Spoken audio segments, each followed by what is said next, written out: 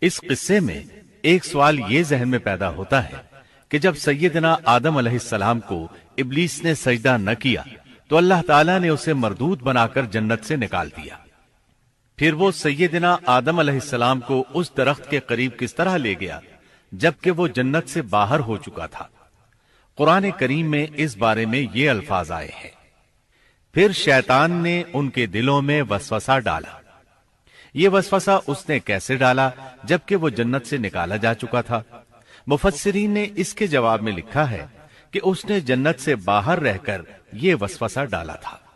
جیسے آج کل تار اور بغیر تار کے آواز کو دور دراز علاقوں تک پہنچایا جا سکتا ہے، ایسے ہی شیطان نے اپنی طاقت سے یہ وسوسہ ان کے دلوں تک پہنچایا۔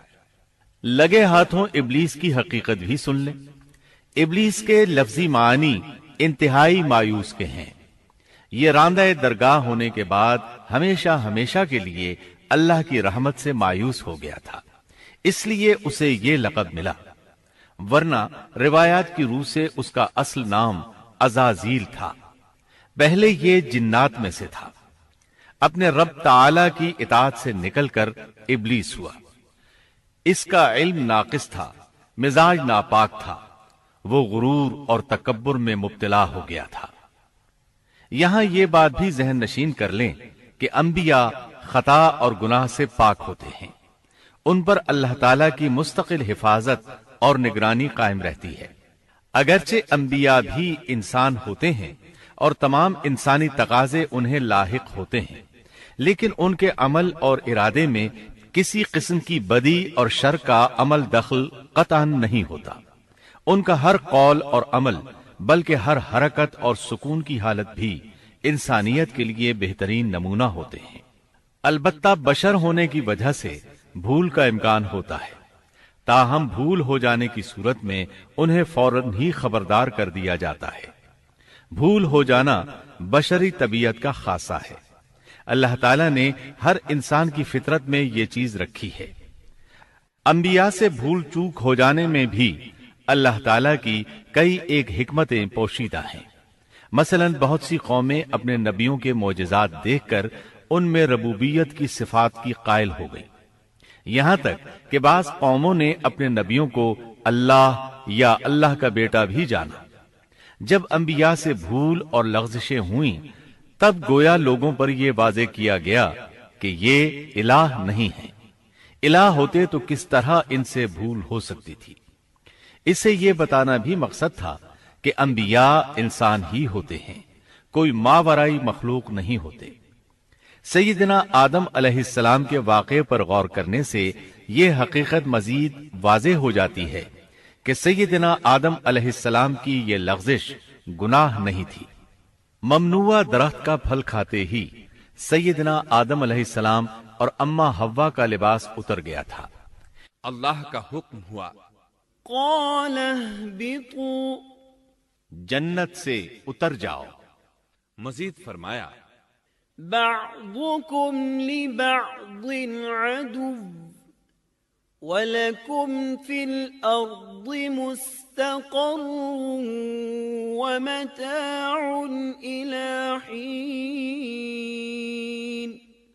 تم آپس میں ایک دوسرے کے دشمن ہوگے اور تمہارے واسطے زمین میں رہنے کی جگہ ہے اور ایک وقت تک نفع حاصل کرنا ہے۔ اللہ نے مزید فرمایا، قال فيها تحيون وفيها تموتون ومنها تخرجون۔ فرمایا تم وہیں زندگی بسر کرو گے اور وہیں مرو گے اور وہیں سے دوبارہ نکالے جاؤ گے۔ قرآن مجید کے دیگر مقامات میں بھی اس قصے کی تفصیل موجود ہے۔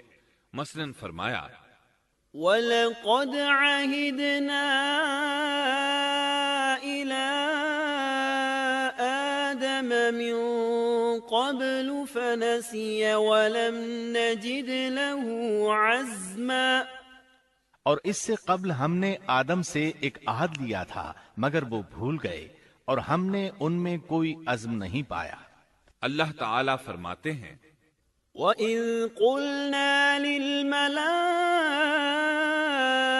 الملائكة اسجدوا لآدم فسجدوا إلا إبليس أبى فقلنا يا آدم إن هذا عدو لك ولزوجك فلا يخرجنكما من الجنة فتشقى إن لك ألا تجوع فيها ولا تعرى وأنك لا تظمأ فيها ولا تضحى فوسوس إليه الشيطان قال يا آدم هل أدلك على شجرة الخلد وملك لا يبلى اور جب ہم نے فرشتوں سے کہا آدم کو سجدہ کرو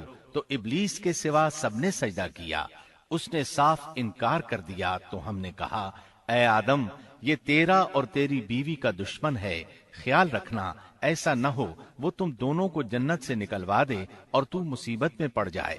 یہاں تو تجھے یہ آرام ہے کہ نہ تو بھوکا ہوتا ہے اور نہ ننگا، اور نہ تو یہاں پیاسا ہوتا ہے اور نہ دھوپ سے تکلیف اٹھاتا ہے۔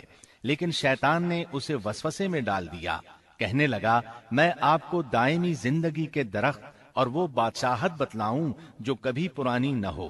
فأكلا منها فبدت لهما سوآتهما وطفقا يخصفان عليهما من ورق الجنة وعصى آدم ربه فغوى ثم اجتباه ربه فتاب عليه وهدى قال اهبطا منها جميعا بعضكم لبعض عدو فإما يأتينكم مني هدى فمن اتبع هداي فلا يضل ولا يشقى ومن أعرض عن ذكري فإن له معيشة ضنكا ونحشره يوم القيامة أعمى۔ چنانچہ ان دونوں نے اس درخت سے کھایا، پس ان کے ستر کھل گئے اور وہ بہشت کے پتے اپنے اوپر چپکانے لگے۔ آدم نے اپنے رب کی نافرمانی کی، پس بہک گیا۔ پھر اس کے رب نے نوازا، اس کی طرف توجہ فرمائی اور اس کی رہنمائی کی۔ حکم ہوا تم دونوں یہاں سے اتر جاؤ، تم آپس میں ایک دوسرے کے دشمن ہو۔ اب تمہارے پاس جب کبھی میری طرف سے ہدایت پہنچے تو جو میری ہدایت کی پیروی کرے نہ تو وہ بہکے گا نہ تکلیف میں پڑے گا، ہاں جو میری یاد سے روگردانی کرے گا اس کی زندگی تنگی میں رہے گی، اور بروز قیامت ہم اسے اندھا کر کے اٹھائیں گے۔ آدم علیہ السلام زمین پر اترے اور اپنے رب سے توبہ کے کلمات سیکھ لیے۔ وہ کلمات یہ ہیں: ربنا ظلمنا انفسنا وان لم تغفر لنا وترحمنا لنكونن من الخاسرین۔ اے ہمارے رب، ہم نے اپنا نقصان کیا، اور اگر تو نے ہم پر مغفرت و رحمت نہ فرمائی تو ہم خسارہ اٹھانے والوں میں سے ہو جائیں گے۔ آدم علیہ السلام زمین پر اترے اور ان کے ساتھ حوا علیہ السلام بھی اتری، اور ان کے ساتھ ہی ابلیس کو بھی اتارا گیا۔ یہ کس جگہ پر اترے اس بارے میں اختلاف پایا جاتا ہے، لیکن ابن عباس رضی اللہ عنہ کی بات راجح محسوس ہوتی ہے کہ آدم علیہ السلام کو ہند میں اور حوا علیہ السلام کو جدے میں اتارا گیا۔ جب آدم علیہ السلام اتر آئے تو حوا علیہ السلام کی تلاش شروع کر دی، زمین میں ان کی تلاش میں سرگرداں ہوئے۔ آخر کار میدان عرفات میں دونوں کی ملاقات ہو گئی۔ چونکہ میدان عرفات میں دونوں نے ایک دوسرے کی معرفت حاصل کی تھی اور ان کا آپس میں تعارف ہوا تھا، لہٰذا اسی مناسبت سے اس میدان کا نام عرفات مشہور ہو گیا۔ اللہ تعالیٰ نے زمین کے اندر انسانوں کو پھیلانا شروع کیا اور زمین کو مردوں اور عورتوں سے آباد کر دیا۔ امام طبری رحمت اللہ علیہ بیان کرتے ہیں کہ حوا علیہ السلام نے آدم علیہ السلام کے لیے 20 ولادتوں میں 40 بچوں کو جنم دیا، ہر بار 2 بچوں کو جنم دیتی تھی، ایک لڑکا ہوتا ایک لڑکی۔ سب سے پہلا جوڑا قابیل اور اس کی بہن قمیم کا تھا۔ پھر انسانوں کی افزائش شروع ہوئی، آبادی میں اضافہ ہونے لگا۔ اللہ نے آدم علیہ السلام ہی کو ان کا نبی متعین کر دیا، وہ انہیں دین سکھاتے رہے۔ اس وقت تمام لوگ موحد تھے، خالص توحید کو اپنانے والے تھے، یعنی کان الناس امۃ واحدہ، تمام لوگ ایک ہی امت کے تھے، ان میں شرک کا شائبہ بھی نہ تھا۔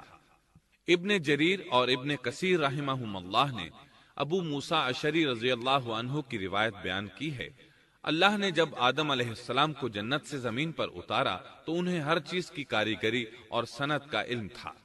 جب وہ اترے تو عالم بھی تھے، لباس میں ملبوس بھی تھے، کام کاج کے تمام طریقوں سے باخبر بھی تھے، لوہے، آگ، لکڑی اور کپڑے کے استعمال سے بھی بخوبی واقف تھے۔ ہمارے برعکس وہ ان کاموں کو اپنی ابتدا ہی سے جان چکے تھے، کیونکہ ہم سب لوگوں کا حال یہ ہے کہ جب تک سکھایا نہ جائے ہمیں کچھ نہیں آتا۔ آج کے دور میں بعض افریقی قبائل کے افراد وحشیانہ اور غیر مہذب زندگی گزارتے ہیں۔ علماء کا کہنا ہے کہ یہ لوگ زمین پر رہنے والوں میں سے گمراہ ترین انسان ہیں۔ انہوں نے بہترین زندگی ضائع کر دی اور گھٹیا زندگی کو پسند کیا۔ تہذیب و تمدن کا آغاز چونکہ ابتدائے آفرینش سے ہے، اس لیے ہر انسان کی فطرت میں تہذیب کی سوجھ بوجھ موجود ہے۔ بہرحال آدم علیہ السلام کے بعد انسانی مخلوق کی تعداد روز بروز بڑھتی چلی گئی اور انسانی کمزوریوں کی بنا پر گناہ شروع ہو گئے۔ زمین پر سب سے پہلے ہونے والی معصیت قابیل کے ہاتھوں اپنے بھائی حابیل کے قتل کی صورت میں سامنے آئی۔ اللہ تعالیٰ نے قرآن مجید میں قابیل اور اس کے بھائی حابیل کا قصہ بیان کیا ہے۔ قابیل قرخت اور درشت طبیعت کا مالک تھا، جبکہ اس کا بھائی حابیل رحم دل اور نرم طبیعت تھا۔ قابیل کھیتی باڑی کرتا تھا اور حابیل مویشی چراتا تھا۔ حابیل کے نرم دل ہونے کی ایک وجہ اس کا بکریاں چرانا تھا، کیونکہ ایک چرواہا اپنی بکری کو بھوکا دیکھ کر اسے چارہ کھلائے بغیر نہیں رہتا، نہیں وہ کسی بکری کو پیاسا دیکھ کر اسے بھول جاتا ہے۔ اپنے جانور پر اس کی طاقت سے زیادہ بوجھ بھی نہیں لادتا۔ بنی نوع انسان کی تعداد میں اضافے کے لیے اس وقت ایسا قانون تھا جو اب حرام ہے، اور وہ ہے بہن کے ساتھ نکاح۔ چونکہ اس وقت کے سب لوگ آدم علیہ السلام کی حقیقی اولاد تھے اور آپس میں بہن بھائی تھے، اس لیے اس وقت کی شریعت کی روح سے قابیل اپنے ساتھ جڑواں پیدا ہونے والی بہن کے سوا کسی دوسری بہن سے شادی کر سکتا تھا، اور اسی طرح حابیل اپنے ساتھ جڑواں پیدا ہونے والی بہن کے علاوہ کسی دوسری بہن سے شادی کر سکتا تھا۔ اس کی صورت یہ تھی کہ قابیل کی شادی حابیل کی بہن سے ہو اور حابیل کی شادی قابیل کی بہن سے ہو، لیکن ہوا یہ کہ حابیل کی بہن خوبصورتی میں قابیل کی بہن سے کم تھی، اس لیے قابیل نے حابیل کی بہن سے شادی کرنے سے انکار کر دیا اور اپنی جڑواں بہن سے شادی کی خواہش ظاہر کی، لیکن ایسا کرنا آدم علیہ السلام کی شریعت میں حرام تھا۔ آپ نبی بھی تھے اور رسول بھی۔ رسول اور نبی میں فرق یہ ہے کہ رسول پر شریعت اور احکام نازل ہوتے ہیں، لیکن نبی پر شریعت نازل نہیں ہوتی، البتہ اس کی طرف وحی نازل ہوتی ہے اور معجزات عطا کیے جاتے ہیں، جبکہ شریعت صرف رسولوں ہی پر نازل کی جاتی ہے۔ آدم علیہ السلام بھی چونکہ رسول تھے، اس لیے ان کی شریعت میں یہ قانون تھا کہ کوئی شخص اپنے ساتھ جڑواں پیدا ہونے والی بہن کے ساتھ شادی نہیں کر سکتا۔ قابیل اس شرعی حکم کی وجہ سے غضبناک ہو گیا، اس نے تعجب کا اظہار کرتے ہوئے اس قانون کو ماننے سے انکار کر دیا۔ آدم علیہ السلام نے ان دونوں کے درمیان فیصلہ کرتے ہوئے انہیں حکم دیا کہ دونوں اللہ کے حضور ایک ہدیہ پیش کریں۔ ہدیہ اس جانور کو کہتے ہیں جسے اللہ کے نام پر ذبح کر کے فقراء میں تقسیم کر دیا جائے۔ اس سے مقصود اللہ کے لیے اپنی نیت کو خالص کرنا ہوتا ہے۔ اس عمل کو قربانی کہا جاتا ہے۔ آدم علیہ السلام کے زمانے میں قربانی کا جو قانون تھا اس کے قبول ہونے کی نشانی طے تھی، اور وہ یہ کہ آسمان سے ایک آگ نمودار ہوتی اور اس قربانی کو جلا دیتی۔ اس کا مطلب تھا قربانی قبول ہو چکی ہے، اور اگر آگ قربانی کو نہ جلاتی تو سمجھ لیا جاتا کہ قربانی قبول نہیں ہوئی۔ آخر قربانی کا دن آ پہنچا۔ حابیل نے اپنے مویشیوں میں سے ایک بہترین جانور لیا اور قربان گاہ میں لا کر اللہ کے حضور پیش کر دیا۔ دوسری طرف قابیل نے اپنی کھیتی کے غلے میں سے ردی قسم کا غلہ قربانی کے لیے پیش کیا۔ دوسرے دن دونوں قربان گاہ پہنچے تو انہوں نے دیکھا کہ حابیل کی قربانی قبول ہو چکی ہے، جبکہ قابیل کی قربانی کو آگ نے چھوا تک نہیں تھا۔ یہ دیکھ کر قابیل حابیل پر غضبناک ہوا۔ شیطان نے بھی اسے وسوسے میں مبتلا کیا کہ اپنے بھائی کو قتل کر دے۔ اس نے اپنے بھائی حابیل کو جان سے مار ڈالنے کا پختہ ارادہ کر لیا۔ اس وقت تک روئے زمین پر کوئی انسان قتل نہیں ہوا تھا۔ انسانی تاریخ میں یہ پہلا قتل ہے جس کا ارتکاب قابیل نے کیا۔ وہ اپنے بھائی حابیل کے پاس گیا اور اس سے بولا، میں تجھے قتل کر دوں گا۔ جواب میں حابیل نے کہا، اگر تو مجھے قتل کرنے کی کوشش کرے گا تو میں اپنے دفاع میں ہاتھ نہیں اٹھاؤں گا، اس لیے کہ میں چاہتا ہوں تو اپنے دیگر گناہوں کے ساتھ میرے قتل کا گناہ بھی اٹھا لے، تیرے گناہ زیادہ ہو جائیں۔ چنانچہ ایک تاریک رات میں حابیل سویا ہوا تھا کہ قابیل ایک بڑا سا پتھر اٹھا کر اس کے پاس آیا۔ اس نے وہ پتھر اپنے بھائی کے سر پر دے مارا۔ اس طرح اس نے حابیل کو قتل کر دیا۔ روئے زمین پر قتل کی ابتدا کر دی، زمین کو پہلے خون سے رنگ دیا۔ تاریخ انسانی میں یہ سب سے پہلا جرم تھا جو قابیل کے ہاتھوں ہوا۔ قتل تو وہ کر بیٹھا، اب حیران اور پریشان ہوا کہ اس کی لاش کا کیا کرے۔ اس وقت تک نسل انسانی موت سے بھی دوچار نہیں ہوئی تھی۔ آدم علیہ السلام کی اولاد میں سے اس وقت تک کوئی فوت نہیں ہوا تھا، اس لیے قابیل کو معلوم نہیں تھا کہ مردے کے ساتھ کیا کیا جائے۔ اسی کشمکش کے عالم میں اس نے بھائی کی لاش کو کمر پر اٹھا لیا اور چل پڑا۔ چلا جا رہا تھا کہ اللہ نے 2 کوے بھیجے۔ دونوں کوے آپس میں لڑ پڑے، ایک نے دوسرے کو ہلاک کر دیا۔ اب زندہ کوا مٹی کھودنے لگا۔ اس طرح اس نے ایک گڑھا تیار کر لیا، مردہ کوے کو اس میں رکھا اور اوپر مٹی ڈال دی۔ اس طرح قابیل کو دفن کا طریقہ معلوم ہوا۔ اس نے بھی گڑھا کھودا اور حابیل کی لاش کو اس میں دبا دیا۔ وہ اپنے کیے پر نادم ضرور تھا، لیکن اس نے اللہ سے معافی نہ مانگی، جبکہ انسان کے لیے ضروری ہے کہ اس سے کوئی گناہ ہو جائے تو اللہ سے معافی مانگے۔ قابیل اور حابیل کے درمیان جو مکالمہ ہوا، اللہ تعالیٰ نے اس کا ذکر سورہ مائدہ آیت 27 تا 29 میں کیا ہے۔ اللہ فرماتے ہیں، وَاتْلُ عَلَيْهِمْ نَبَأَ ابْنَيْ آدَمَ بِالْحَقِّ إِذْ قَرَّبَا قُرْبَانًا فَتُقُبِّلَ مِنْ أَحَدِهِمَا وَلَمْ يُتَقَبَّلْ مِنَ الْآخَرِ قَالَ لَأَقْتُلَنَّكَ قال إنما يتقبل الله من المتقين لئن بسطت إلي يدك لتقتلني ما أنا بباسط يدي إليك لأقتلك إني أخاف الله رب العالمين إني أريد أن تبوء بإثمي وإثمك فتكون من أصحاب النار وذلك جزاء الظالمين۔ آدم علیہ السلام کے دونوں بیٹوں کا کھرا کھرا حال بھی انہیں سنا دو۔ ان دونوں نے ایک نذرانہ پیش کیا، ان میں سے ایک کی نذر تو قبول ہو گئی اور دوسرے کی قبول نہ ہوئی تو وہ کہنے لگا، میں تجھے مار ہی ڈالوں گا۔ اس نے کہا، اللہ تقوی والوں ہی کا عمل قبول کرتا ہے، گو تو میرے قتل کے لیے دسترازی کرے لیکن میں تیرے قتل کے لیے ہرگز اپنا ہاتھ نہیں بڑھاؤں گا۔ میں تو اللہ تعالی پروردگار عالم سے خوف کھاتا ہوں، میں تو چاہتا ہوں کہ تو میرا گناہ اور اپنا گناہ اپنے سر پر رکھ لے اور دوزخیوں میں شامل ہو جائے، ظالموں کا یہی بدلہ ہے۔ اس کا مطلب یہ تھا کہ تیرے اور گناہوں کے ساتھ میرے قتل کا گناہ بھی تیرے ذمہ لگے اور تو ظالموں میں سے ہو جائے۔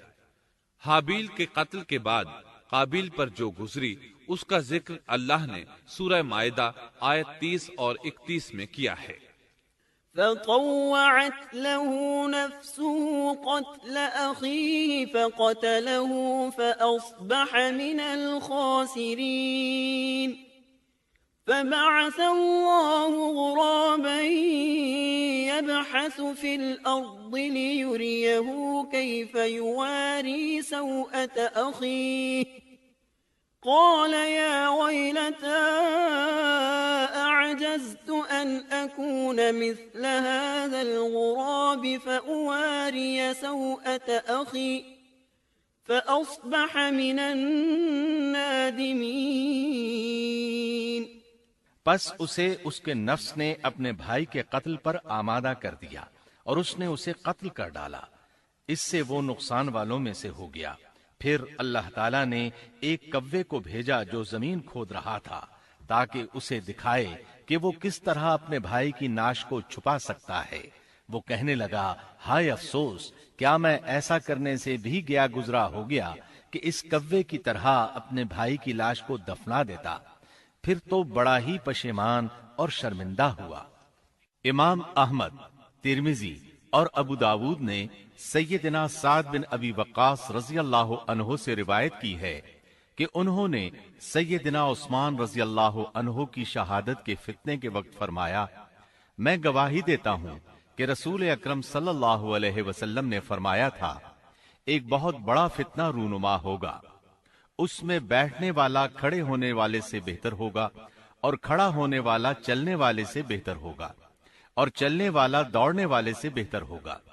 کسی نے کہا، اگر کوئی میرے گھر میں داخل ہو کر میری طرف ہاتھ بڑھائے تاکہ وہ مجھے قتل کر دے تو آپ صلی اللہ علیہ وسلم نے فرمایا، تو آدم علیہ السلام کے بیٹے کی طرح قتل ہو جا، یعنی اس فتنے میں قتل ہو جانا، حابیل کی سنت پر عمل کرتے ہوئے خود ہاتھ نہ اٹھانا، قاتل کہلانے کی بجائے مقتول ہونے کو پسند کرنا۔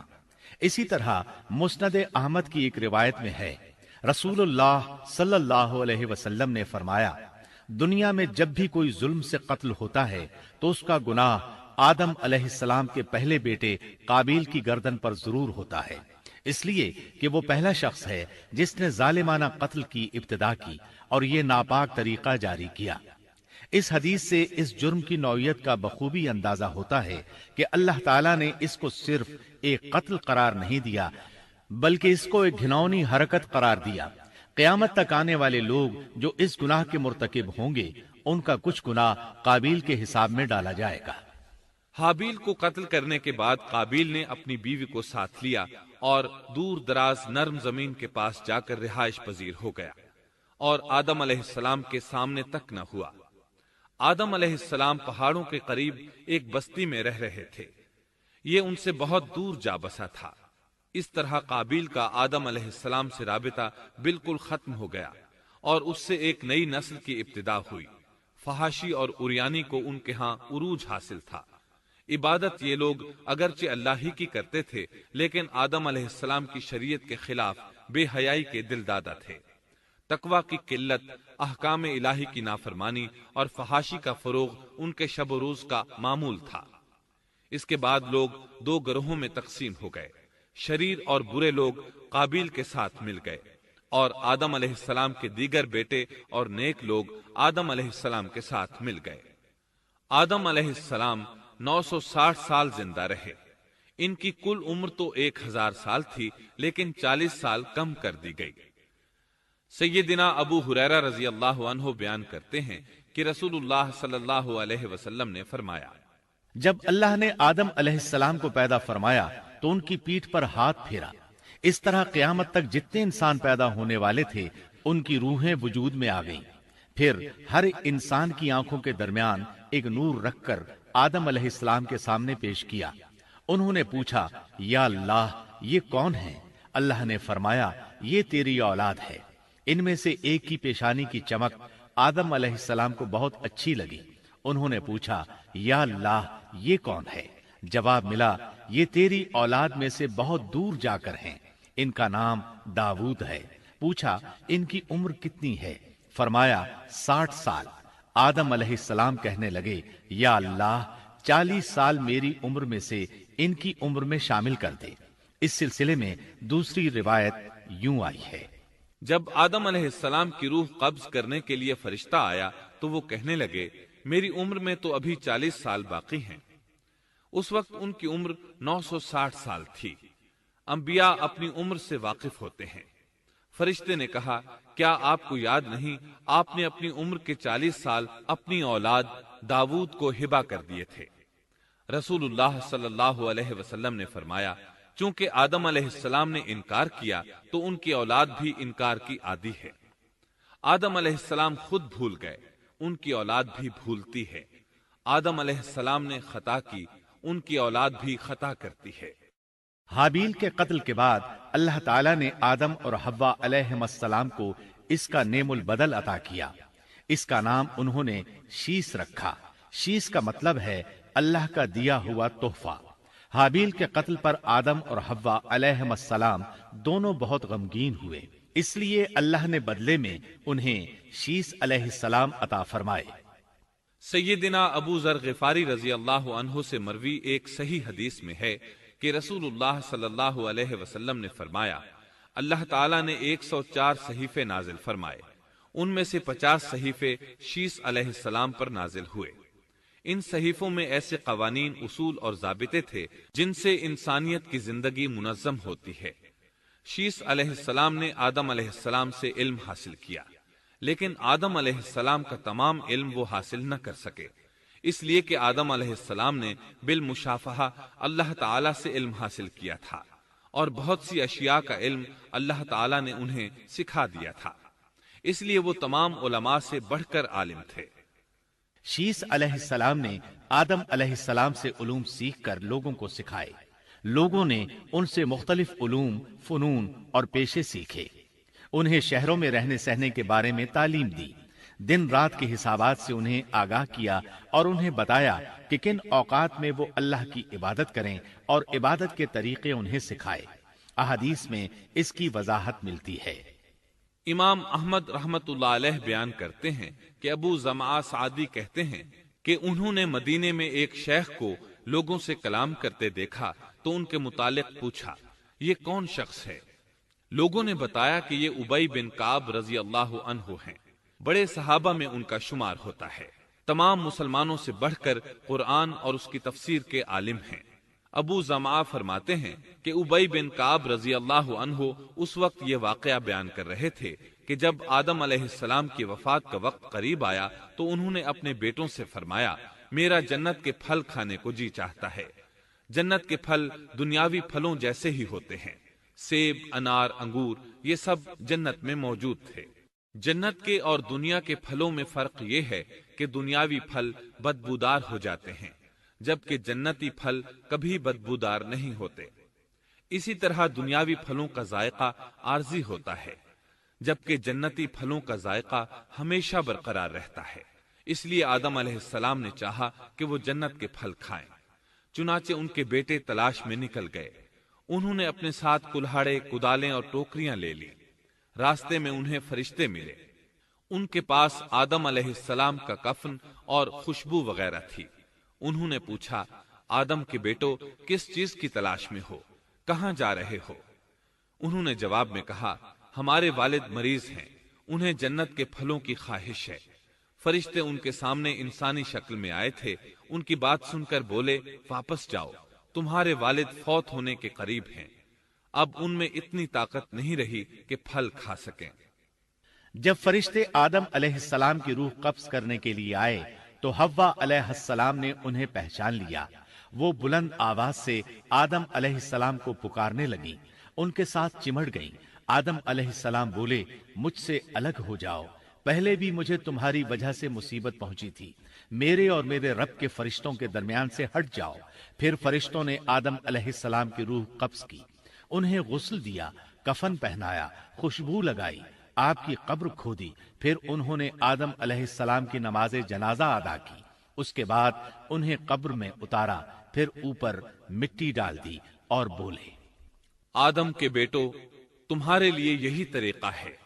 उस वक्त तक लोग कफन दफन के अहकामात से वाकिफ नहीं थे। उन्हें इल्म न था कि काबिल ने अपने भाई को कैसे दफन किया था। اس لیے فرشتوں کو بھیجا گیا تاکہ تدفین کا طریقہ بتا دیں۔ تو اس طرح انسان کو دفن کرنے کا طریقہ معلوم ہوا جو فرشتے لے کر آئے تھے۔ آدم علیہ السلام نے اپنی 960 سال کی مکمل زندگی میں سوائے اس درخت کا پھل کھانے کے اور کوئی خطا نہیں کی۔ آپ کی وفات کے 1 سال بعد حوا علیہ السلام بھی وفات پا گئیں۔ یہ تھا ہمارے باپ سیدنا آدم علیہ السلام کا اسوہ اور سیرت طیبہ کا حال۔